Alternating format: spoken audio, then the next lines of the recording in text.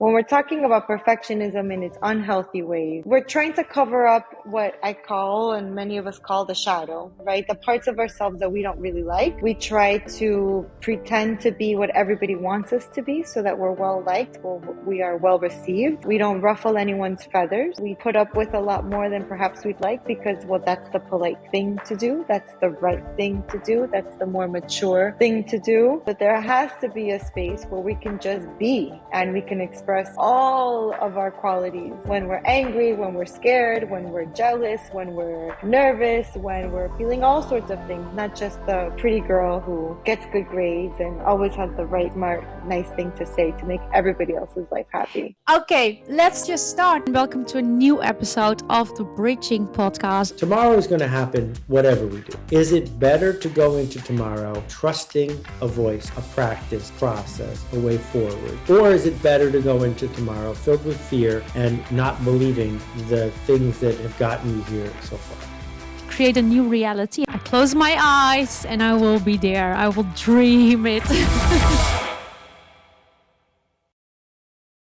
Welcome everyone on the new episode of the Bridging Podcast. It's your host Özlem Özkan. I'm here together with an amazing guest, with my friend Dr. Eva Benmeleh. Eva is a clinical psychologist that focuses on the relationship between parents and children. When she was a young child, she immigrated together with her family from Venezuela to Miami in the United States. Growing up, trying to adjust to her new life in a new country, she was the good girl and aimed for perfection. She was looking for approval and wanted to make everyone happy. And nowadays, as a clinical psychologist, she focuses on parents' mental health, especially focusing on mothers who feel depressed, anxious, and aim for perfectionism. Through therapy and meditation, she helps clients find the tools to drop perfectionism that leads to more energy and more self-confidence. Eva, welcome to the Bridging Podcast. Thank you so much. I'm so excited to be here. It's so great to have you. I should actually say Dr. Eva. Okay. So, Dr. Eva Benmeleh, can you please tell us a little bit about that little girl moving from Venezuela to Miami, trying to adjust to a new culture, new friends, new school, and a new language? In the meantime, also seeking for perfectionism and approval.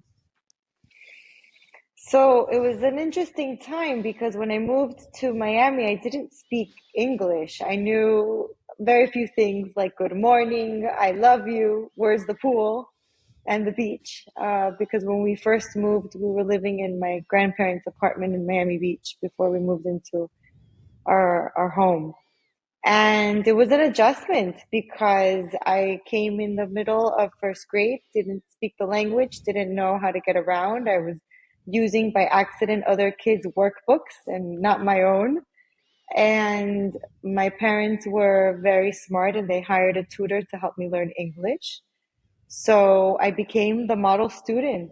So much so that throughout the years in my school, the teachers would ask me to chaperone any new child from a new country that didn't speak English, even though I only spoke English and Spanish. But I took around people from Russia, from other countries, and showed them around how to adjust to the being in our elementary school.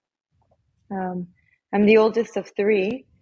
And so it was just, I don't know. It was an interesting time. I remember rainy days for the most part when I was in the earlier years of moving here and just making sure that I did well in my classes and tried to make friends as much as I could. Okay, so coming to a school, not speaking the language, parents hiring a tutor, and actually quickly becoming like someone that was helping the new coming students later on, some Russian students or students from other countries. And, you know, in your story, you say, not here, but what I've read about you, what I know, that you are striving for perfectionism and also actually seeking approval, being the good girl. And, you know, I actually also grew up like that. And many of my friends being the good girl and also how we teach kids in elementary school. Hey, good girl, good boy, good girl, good boy, you do this. So Right. let's define first for our watcher and listener, what is perfectionism? So perfectionism, it's the unhealthy type of striving for perfection. And we can talk a little bit about the healthy version of perfectionism. But when we're talking about perfectionism in its unhealthy ways, we're trying to cover up what I call, and many of us call, the shadow, right? The parts of ourselves that we don't really like.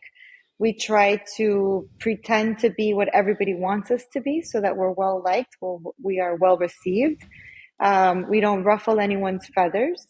So we put up with a lot more than perhaps we'd like because, well, that's the polite thing to do. That's the right thing to do. That's the more mature thing to do.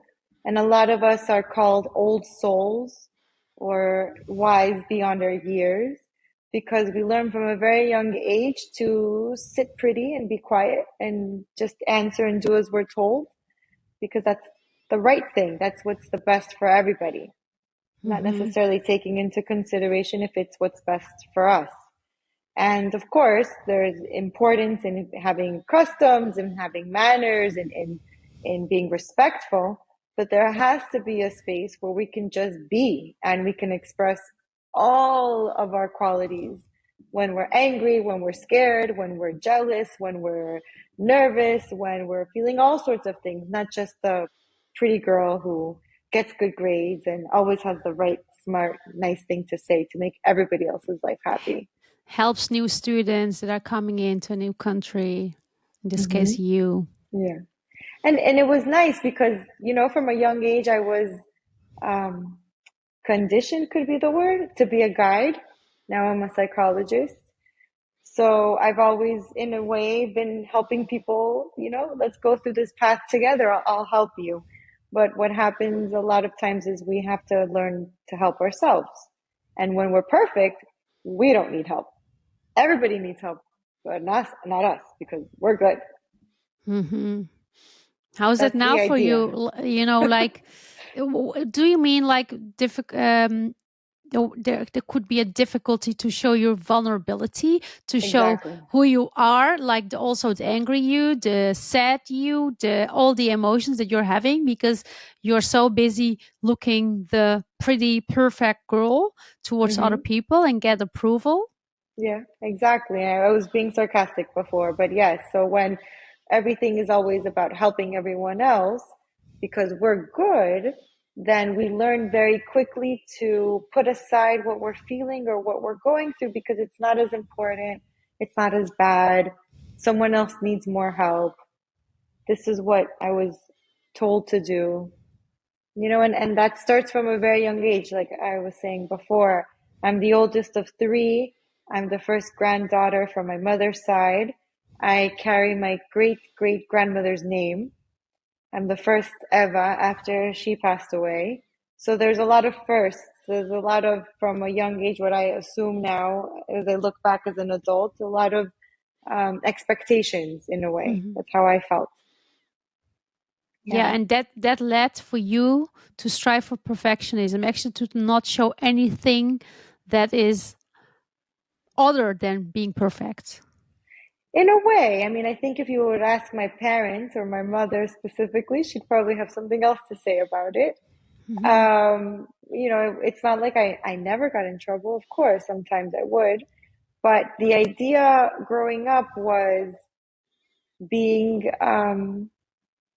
just doing right, always doing right, always doing and getting the good grades and having the friends, not necessarily being the prettiest or the sportiest or anything like that. It was like just stay in your lane, be this type of a person, of a girl. And other parts, no, they don't fit. It has to stay within this narrow scope. So what kind of effect did it have that you wanted or maybe felt unconsciously pushed that you had to be in that certain lane, to be that certain person? When you say affect, what do you mean? In what way? Like, how did it affect you? Like, in ways like when you were just becoming an adult. And did you carry these things with you And how did it actually limit you from doing some of the things that you wanted to do? Mm-hmm. It's a great question. I love to dance, but I was always so shy to dance. And I have always had few friends. I know a lot of people, many acquaintances, but few friends. And so when I was younger, I wouldn't like to I would be nervous to go to parties or nervous to go and dance because then that part of me would come out and then how would that look, right? Because when you're dancing, you're disinhibited. It's one of the best ways of self-expression. Growing up, it was a separation of Eva, the psychologist, the nerd, the smart one, even though I never considered myself to be smart. I just things just happen. That's part of the problem with perfectionism is that you're afraid of owning yourself because you don't want to seem arrogant. And so this other part of this other side of the feminine side of me was pushed off to the side. It was just I don't know how else to put it. It was in its own little box that wasn't touched or opened or looked at a lot. And that's been unraveling itself, I would say very beautifully, I guess in its own pace over the past few years. Okay. So, you are a psychologist, you're actually a doctor in psychology. Yes. So you are helping parents to overcome perfectionism. And you are also helping parents that, feel anxious and depressed. I wonder, how are being anxious and being depressed, how do they relate to wanting to be perfect, to perfectionism? So in the beginning of my work as a psychologist in private practice, I was looking a lot at the depression and the anxiety that was showing up with the children I was working with and some adults. And through the course of experiences in my own personal life, I started digging deeper. What is the common theme here? And what I kept listening was, I just don't feel like I'm good enough. I don't deserve it. Things just happen to me, but it's always something bad. Or what if the next thing will happen? It's going to be bad. A lot of negative thinking about the future and not being grateful for what actually was taking place. And I say this story a lot. In the beginning of my own personal journey, I met with someone who's now a dear friend of mine, and she says, you're ungrateful.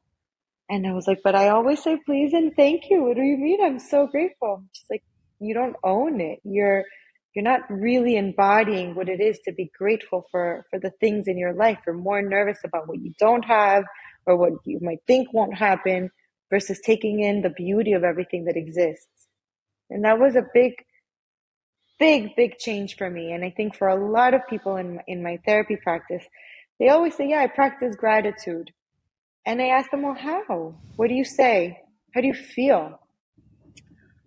And a lot of the times practicing gratitude, it's not just saying thank you, but it's owning that you have what you're deserving, like what's coming and that you're grateful for, you're getting because it belongs to you. It's for you.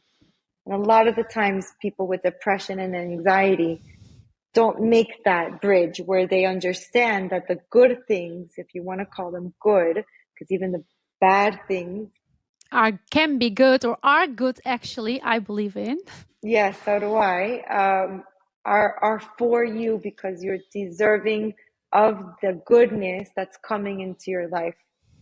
So I don't know So if I answered you. you said something really good there. So like really taking the things that are coming to you and being grateful for that, because you said, like, I said to my friend, I say thank you, I say please, but I didn't own the fully things coming to me, really being worthy and being in receiving ship that it comes to you and owning it. This Right. came to me and I take it. And the ownership, right? That fact is super important because when we're anxious, we're constantly thinking about the future. When we're depressed, we're constantly thinking about the past. And as perfectionists, And like I was saying before, it's not necessarily a bad thing. But if you're only thinking about the future, only thinking about the past, you're not in the present moment, then it's always going to look the same. And as parents, we need to learn to be in the present moment, because children, actually, we pull them out of the present moment. They're in it. We're the ones telling, hurry up, get ready, we gotta go, we gotta do this. Don't you remember how you did this the last time? Now you're gonna do it again. And it turns into this whole drama of pulling them out from the present moment because we think we're doing right. In the reality, it's us shifting back into what it means to be here now and letting life unfold itself in the way it needs to, not in the way we foolishly want it to. Yeah. So, actually, we both work with kids. I teach part-time kids, and you give therapy to kids and parents. And actually, I also work with parents because, I talk about their kids to them. And, I feel super privileged that I had the chance to teach actually thousands of students over the past of 20 years. And I love my students. I love the parents as well.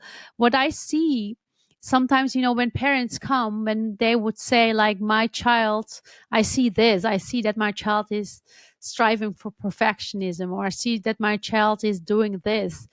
And most of the time, if not all of the time, you see that back also in the parents.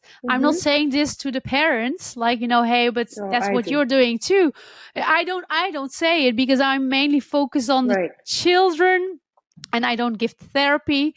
But that is actually, it's almost like it comes big part from the parents, and it is given over to the child, either biologically, genetically, either also like because the parent is modeling that behavior. And whatever you model, I mean, the child takes that. I remember so good when I was a child, and sometimes I wasn't careful, and then I was bringing from the dining table plates to the kitchen, and one fell and broke. And one of my dad was really like, what did you do? Didn't you see this? You have eyes to see. He was so upset. And I was really like, oh my God, I should be next time better. And because they wanted to be also perfect in a way, and I took that over. So it's super related to the parents, either, as I said, genetically or via modeling. I mean, would you confirm that if I say this? Would you confirm this as a doctor in psychology? Yes, there's always a predisposition, right? Especially if you have, it's the genetics, it's such an interesting idea of genetics. What is it that we inherit besides what's in our genes, right? What's in the DNA? It's not just the biological markers, it's also the psychological and the emotional reactions that we have to situations that we inherit from generation to generation, and then it comes out. And so, of course, the nature, nurture, but nurture, if the parent is so hard on the child who has a higher predisposition to anxiety or depression or both, then yes, it's going to come out that way. And whenever a parent comes to me and says, my child is like this, I, in one way or another, in the first session, say, okay, well, who has anxiety? And when they say no one, I say, who's never been to therapy? Because it has to come out. And I used to be more polite and more patient. Now I'm like, we have to deal with things like now. Let's cut to the chase. And because if the parent changes, the child, of course, will as well, especially if the child is young, because at that moment, the brain is still malleable. There's still room for development and improvements to be made if the parent gets their organization and what they need in check. Yeah, I had one parent last time, and the parent asked me like, hey, I want that my child reads more and wants to study more, all these things.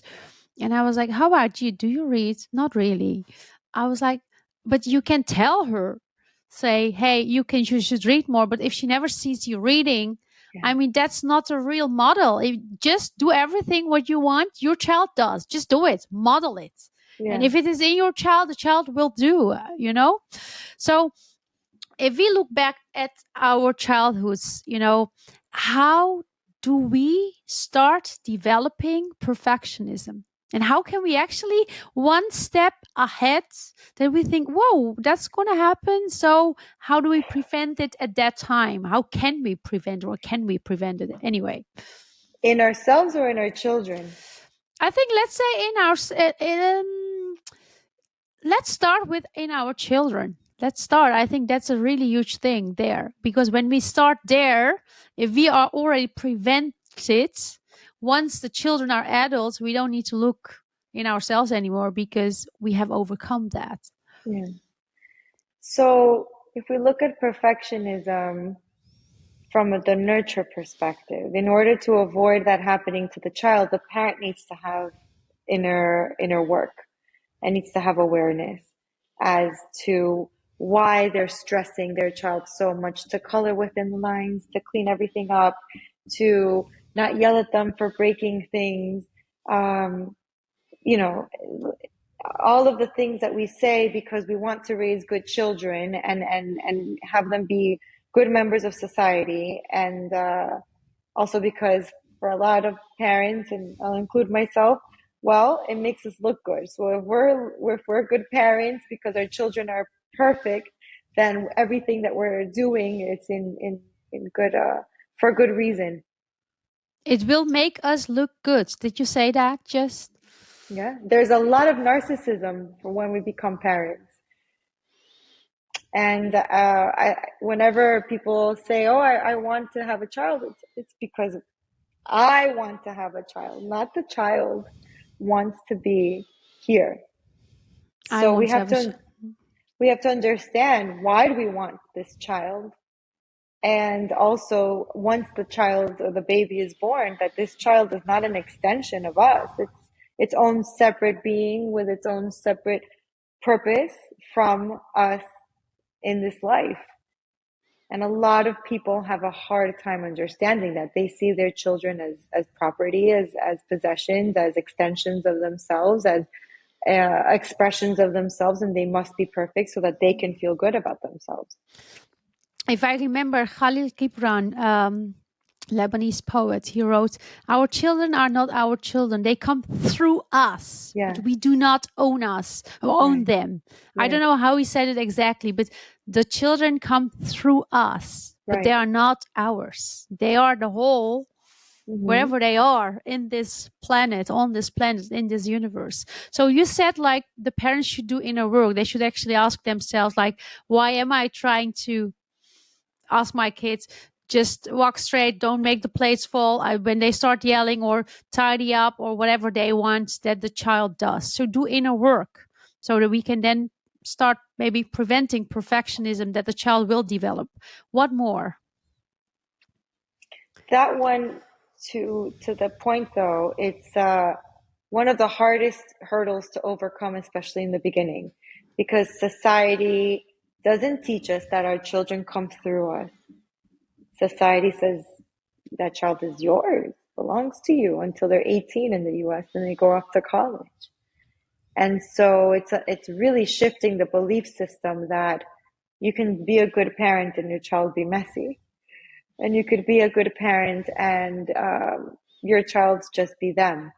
So that's why I work a lot more with adults now than with children, because I'm trying to go more towards the roots of the issue before it's too late, before that's already become cemented in the child's mind that they aren't good enough unless they receive the good girl or the sticker or the reward or the straight A's or the top of the sports, and actually all of that all at once.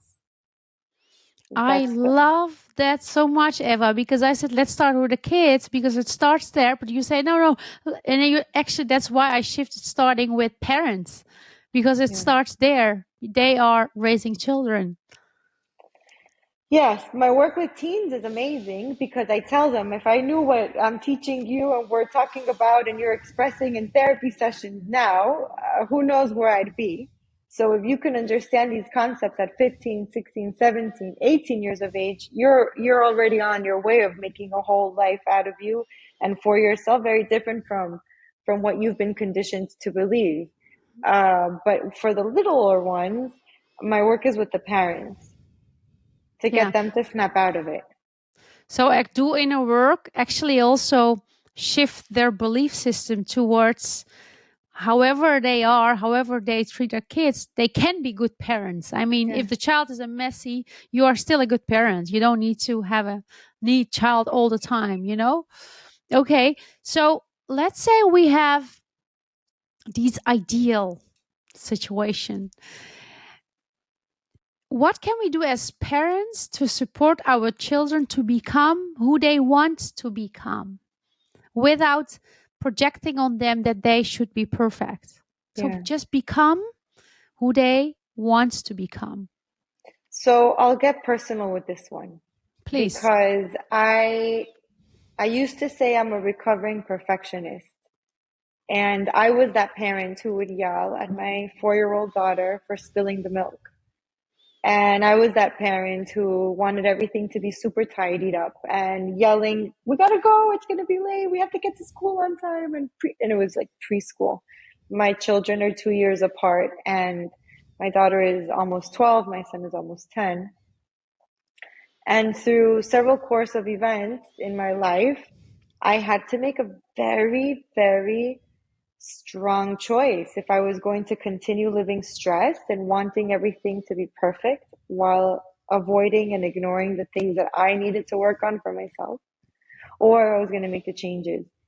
And luckily, I have, and not really luckily, but purposefully and with tons of intention, I've made it my choice to steer my path in a different direction, where my children and I kind of joke about these sorts of things now, and they each can express themselves as they want without having to, the word is coming to me in Spanish.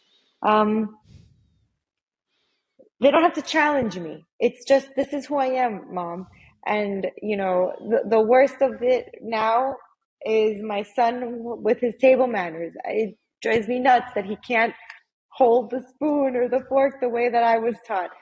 And he challenges me. He says, well, why do I have to hold it like this instead of like this? You know, because it's still normal eating. In my household, when I was growing up, that would never have been a topic of conversation. This is the way it is. You do it this way. If not, you're punished. So the fact that we can have the back and forth conversations, and this is a silly example, this is table manners, but it's setting the stage for later when we're going to have much more important conversations, probably about school, about their relationships, about decisions that they want to make. What is my role and my own responsibility in helping them and guiding them? And then what's theirs in order to make up their mind to do as they please, because they're the ones who know themselves the best. Wow. Can you give another example that you actually kind of let go of perfectionism while raising 3 children? The two of them. What you said, like 12 and 10? Did you say 10, that? yes. Oh, I thought also you said 2. Sorry, 2 children. No. The third one, I don't know if there's a third one. Oh, maybe not yet. Maybe the universe has said it to me, so I'm just telling you, third. Okay. I don't know. I have no idea. It just came up. That's okay. Well, it was with myself. I had to decide again what kind of expectations I wanted to live by. And it's, you know, whenever I work with my clients, a lot of them tell me, Eva, I don't want to turn into a hippie because they're so uptight about so many things. That's their fear. And I said, there's no way you're going to turn into that. First of all, there's nothing wrong with being a hippie. But for a perfectionist who's super type A, everything's organized, color coordinated, gorgeous, and just down to the T, to be considered a hippie is the worst thing. And so I tell them, you're just more in flow. You relax more. And the best part about it is you stop, for the most part, fighting against time, because time works in your favor. Mm-hmm. And you start to really just see the bigger picture. For me, perfectionism and working through perfectionism has been a way for me to become more spiritually aligned. because when we're trying for everything to be perfect, we think we have so much more control than we really do. And we miss out on such beautiful opportunities to connect with wonderful people. And we miss out on opportunities to connect, more importantly, with ourselves. Yeah. So, and if we are in a moment that we actually still want to become perfect and we have feelings of, hey, I don't feel actually good enough, how do we cope with these feelings of not feeling good enough? Like, I'm trying so much, there's no time, I'm just doing this for my kids, for my partner, or people without kids, just really trying to do their best constantly, but they don't feel enough. It's never enough. Right. So it's like when we're at the retreats, right? When Dr. Joe says, you're just not good at it enough. You're not good at it yet, right? Right? He's always saying that. Well, if you don't get it, you got to keep practicing. Let's give a context to the watcher and the listener. Sorry. So we know each other from Dr. Joe Dispenza retreats. We have been to many advanced retreats, and I've met Eva in Nashville. So please continue. So I love that he says that because he normalizes it. We're not supposed to get it right off the bat. We have to grow, we have to practice, we have to make mistakes and get better at it. And when something truly bothers us that we're like, why can't I get it? It just shows how much it means to us and how much we just want it. So instead of focusing on why we haven't gotten it, it's also focusing on, wow, this really means that much. Well, what am I going to do to make sure that I pivot to making it happen versus staying in the why hasn't it happened? Because again, we have as much control as what's in our hands, right? But the rest of it is it's just so many factors that are way beyond our understanding and our own timeline. I actually want to say two things about it. When Dr. Joe says, like, you're not good enough yet, so if you don't get it, you're not good enough yet. It's actually, not good. He doesn't say not good enough. He says you're just not good at it yet. You're not good at it yet. Okay, let's just be clear. You're not good at it yet. But that feeling of, if you feel you're not good at it yet, I think you shouldn't pay really that much attention of, I'm not good at it yet. Oh my God, why is it not happening? Instead of that, be light about it. Like, oh yeah, I didn't practice that much yet. I'm not good at it yet. Like the yet word is so important. And also, as you said, like, instead of focusing on what it's not good yet, just look at the things what is good. Like, we have a certain amount of energy, and sometimes I do this with my clients or with my students. I say, like, if I give you 1 liter or gallon, I think it's in the States, or whatever, 1 bottle of water, that's your energy. And here are the cups. Where do you want to put your energy? In which cups? Is it in the cup of, I'm not good at it, I can't do this, oh my goodness, I haven't learned it yet? Or do you want to put it in, hey, I'm just trying, I'm learning? And what is really feeding you? Which one is better? Just think about it. And maybe you will eventually come to a conclusion, like, I should actually feed the cup of, I'm not good at it yet, I'm going to get better, I'm trying again, practicing again. That's what we all did when we started biking, right? No one just went on the bike and said, now I can bike. No, you just fell, kept biking, one more time, kept biking, and some biked in 5 falls and the other bikes in 100 falls. Everyone learns it in a different way. When we're talking about that, and I love that example, it's what we're really telling the child and the adult is to question what they were taught. And if they can question and say, yeah, my parents were wrong, and I didn't have to learn it off the bat. And when my mom or my father beat themselves up and said, oh, I'm so stupid, or man, why doesn't this work out for me? And they said that in front of me as a child, that I could see them for who they are and not necessarily as owning the truth of the timeline of how things are supposed to go. And when you're able to create that separation emotionally and intellectually, that what your parents taught you, you were taught by another human being, not a god or a demigod, but by another human being with all of their flaws and all of their beauties, and you could see it for what it is. It's an opinion, not a fact.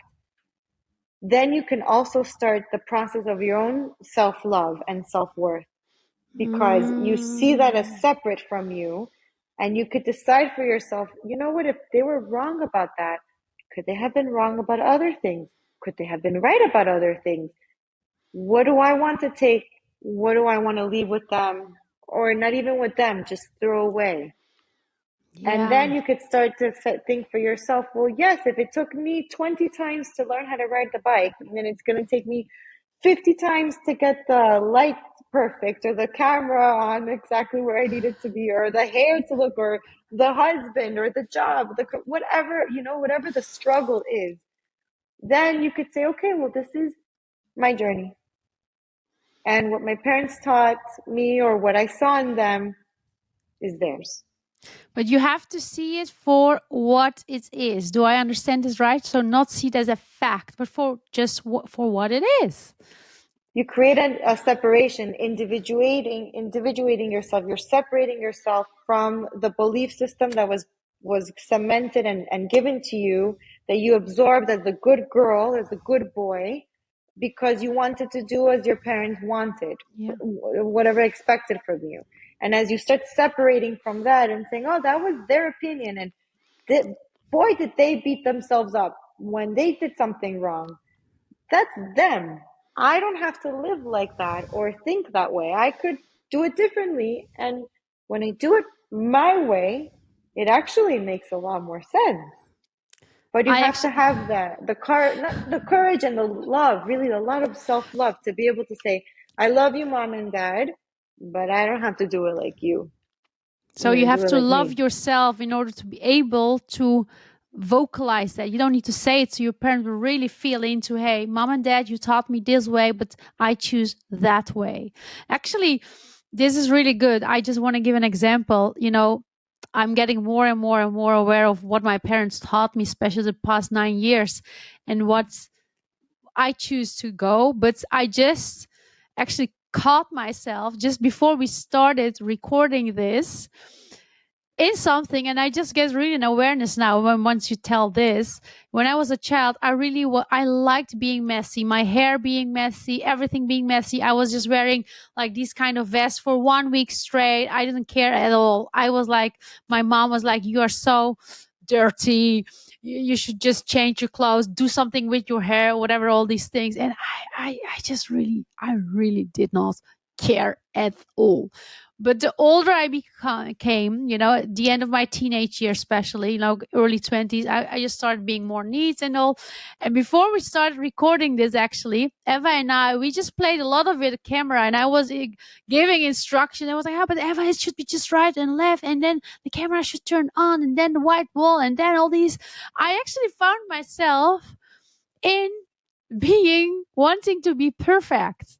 Yeah. And that's what I learned from my parents. And they also learned something from their parents. I think we should really acknowledge this. Like, it's not blaming the parents, like, why did you teach me this way?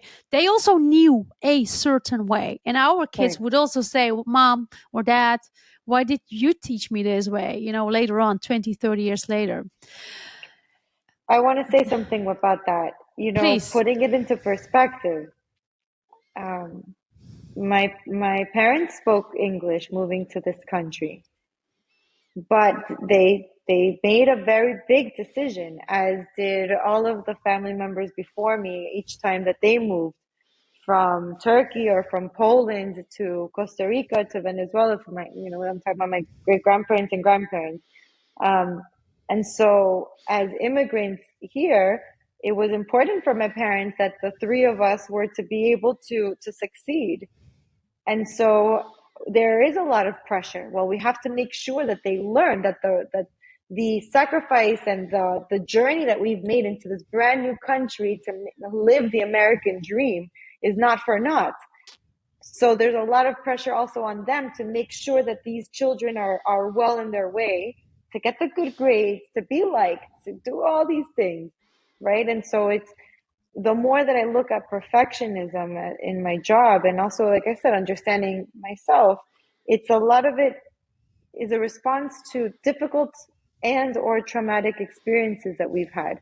Because the more everything seems perfect on the outside, then the less we have to maybe try to sort out the inconsistencies and disorganization on the inside. Yes, it feels very similar, the same. I'm in the Netherlands, but my parents are Turkish immigrants, and they also, like, when we came here, listen up.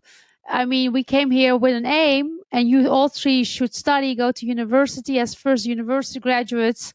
I mean, that's really what we want to see. And also me as a teacher, what I see in my students now, because the students are now third, fourth, fifth generations, but especially I had 2 years ago refugee kids in the class. They had straight A's. I mean, there was no instruction, wasn't even needed. They were just I'm here, I came here, I'm just gonna make it. They never said that, but you could feel that energy. And I understand it too. I mean, but there's an understanding of, but there's also a deliberate choice of, this is what I was taught. Now I'm an adult. Am I going to see it as a fact, or am I going to see it for what it is? And just get not rid of it, but just let it go and just go to my direction, whatever that direction is. And, it's not necessarily a bad thing that if your parents want you to go to university, and mine as well, or, to have good manners, those are wonderful characteristics. Like I tell people, you want your surgeon and you want the architect to be a perfectionist. You don't want to have surgery in the wrong arm, and you don't want the architect to miss a couple things here and there when he's building the house or she's building the home. The issue what becomes is when it's self-deprecating, and when it becomes where we're comparing ourselves to others, or we're using it as a way to put other people down because they're not as good as you, because there's that type of a perfectionist as well, or the type of perfectionist who's constantly trying to guess what other people want out of them, and so they strive to be perfect so that others are happy, but they never really know because they can't read anybody else's mind. That's when it gets tricky. That's when it gets dysfunctional. But to strive, to be determined, to be hardworking, those are wonderful characteristics that get us to a lot of wonderful places in our life. So when it becomes tricky and we start comparing ourselves with others, what then? What could we do then? So when we're comparing ourselves to others, again, it's the inner work, right? That self-awareness. What is it about others that I see in them that I want? What is it in others that I see in them that I want? You already create a separation by actually feeling that. And so then remembering or learning that if you see it in them, something inside of you is able to identify that they have it. A lot of moms say, I want to be like that mom who doesn't yell at the kids at the park. And I said, do you think she's never yelled at her children? Do you think she's always calm and collected, or she's always lovey-dovey with her husband? And what you see is a snippet, right? Or social media, which is, its own, I don't want to call it many things, but social media is its own realm of comparison traps. So it's understanding, again, instead of the focus of, I don't have this isn't mine, or why am I not getting it right, or why do they have it and I don't? Wow, this is so important to me. Let's flip it. What do I need to do? And where do I need to connect with myself or other people or books or information so that this now starts becoming part of my reality, part of my life, and not seeing it as others have it and I don't. And that's the work. It makes me think of what Dr. Joe often says in a meditation. Remember who you are. Remember who you are. If you would remember who you are, who you truly are, who your core is, I mean, everything separate, it wouldn't matter. That mom is not yelling, or you are yelling, or whatever, that person has this and you don't have that, because you know who you are. Right. So, but that's the hardest part, right? If you're raised to be perfect and to be raised to be what everybody wants you to be, to remember who you are, it's a process. It doesn't come like this.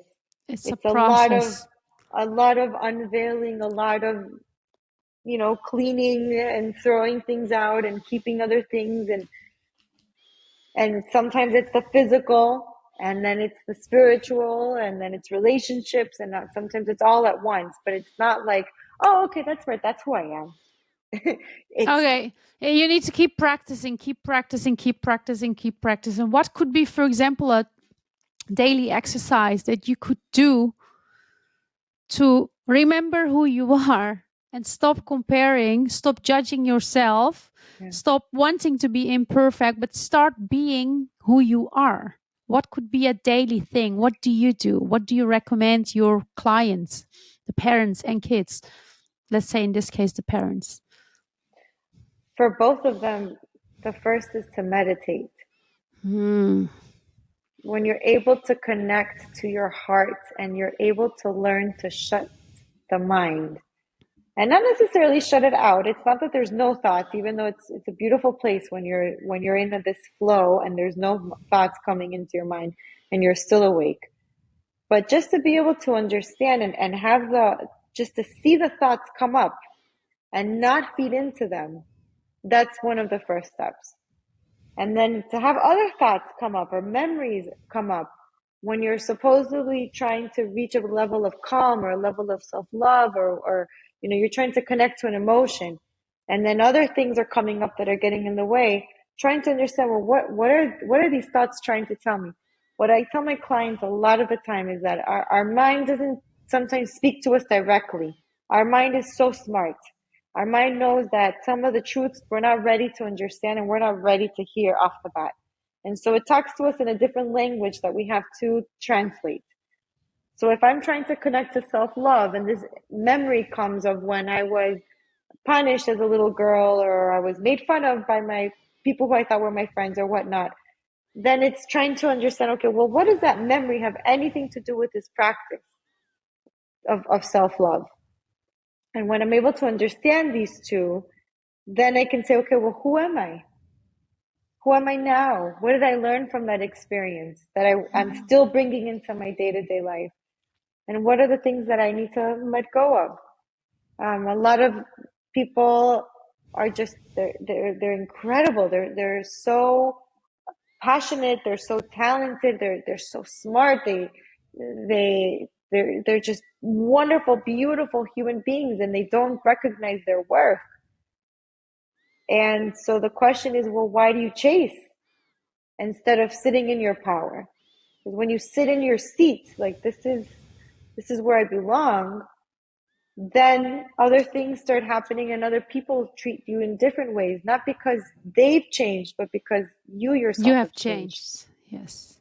So it's a lot of the work that I do, it's changing. It's the mind frame. It's flipping the script. It's understanding what are these thoughts really trying to tell you, and how much are we going to listen to it? And if we are listening to it, what's it really about? So when you sat down this morning in your chair, what kind of thought did you let go? And what kind of awareness did you tune into? So what thought did I let go of? Well, this morning I went to a wonderful yoga class, and I would have not gone to yoga. I would have stayed preparing for this interview and reviewing my notes and reviewing things that I thought you'd ask or that I knew you'd ask or whatever. And I said, I'm going to step into my flow, and I'm going to just release whatever tension I have in my body. And I thought that would be the best way to prepare. And I thought to myself, because this was the yoga class I went to, it was the first time I had gone to this type of yoga class. And I told the lady next to me, I'm going to be watching you sometimes because I don't know all the poses. And at the end of the class, she said, but you did great. And I kept thinking, oh, but I don't know if I was following well because this was my first time coming. And the other thoughts that were coming to me were, that's why you've done all the other types of yoga classes before, was preparing you for this particular yoga class. That you put all these things together, all of the poses that you've learned in other classes for this one particular. and I'm going into all this detail about the yoga class because there's meaning behind it. A lot of the times we go through what we think are a waste of time, or we go through situations that are incredibly painful, and we don't understand why we're going through this. Why me? Or why am I so bored? Or is this the right course? And then you're in a new situation where you have to put everything that you've learned or experienced in the past to this one to actually work out and work out beautifully.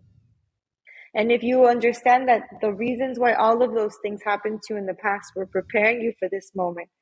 For me, it was the yoga class, and it could be something else later on in life, right? Then you really sit into the gratitude that life in and of itself is its own flow of perfection. And you're just one little detail of it.